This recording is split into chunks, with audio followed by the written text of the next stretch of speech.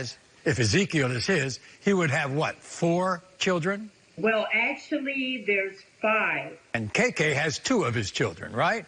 Yes. And you love those kids, right? I love them. They love me. That's all I have, Maury. That's all I have left from my son, and that's all I want them to get along. We can do this together. And you see KK's kids all the time, right? All the time. I love her like if she's my family as well. She knows that she can count on me for anything. So the night that Rain was killed, he went to a different part of the town. It's actually where Dreka lives. And then somehow, out in front of her house, he is shot multiple times. Well, they live on the same street, but it's a little bit further down. It's like about a 5-minute walk. And I guess that the person that killed him knew that he would go to her house almost every day. He would walk up there because, like I said, they were inseparable too. He was taken to the hospital. He was on life support. You never really got a chance to say goodbye, did you? Never, Maury, never. I had to donate his organs. It was a decision I made because the doctors told me and his father, there's nothing we can do. All of his organs are working 100%, but the brain dead. And they said, Miss Gloria, you can do something for someone else, turn this tragedy into something good. And I decided to donate his organs, to put my hurt aside, my loneliness, and allow God to work in favor for someone else and forget me and my son. That's what happened. I mean, his organs now have allowed other people to live. 5 people. So you can take solace in that. Somebody's got his heart. Somebody's breathing better with his lungs.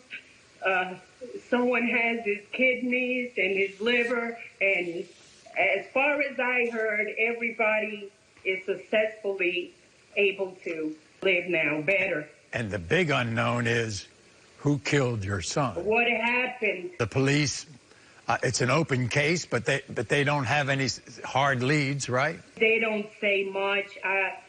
They took Dreka to the police department. They investigated her. They let her go home. They found she had nothing to do with it. Right. So I can't be the one, Maury, hating on Dreka or accusing her. KK thinks that Dreka knows a lot more about this killing than she has admitted. What do you think about that? She may be right. Do you think Ezekiel looks like Rain? He doesn't look so much like Rain. There are some of his ways, like the lips, the top lip, which is like fuller, the gap that all the kids have, that gap in the front 2 teeth. But he looks just like baby Rain when he was little.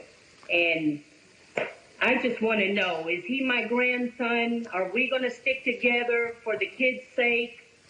We can put our differences behind. Let's honor Rain. Let's do the right thing. Despite what KK says, you've taken Ezekiel as your grandchild. Yes, and I had a problem with KK because I only have 1 day a week really off, Maury, and I try to pick up all the grandkids so that I can spend some time with them. She knows it.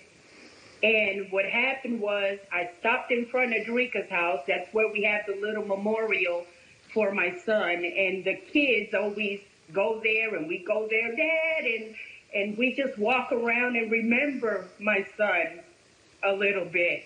So Dreka came out, and we got to know her more with the baby. And KK found out. She called me screaming at me, why did you take my kids to this lady's house? And I'm not putting your kids in danger. She knows me better than that, Maury. We've got the DNA test. We're going to answer that one big question. But the other one is about your son. And you also wanted to meet a psychic, right? Yes. Yes. Well, we're going to show you what happened when Gloria sat down with a psychic medium, our friend Christopher Allen, a little bit later on in the show. And next, we're going to meet Dreka, find out why she says she's positive her son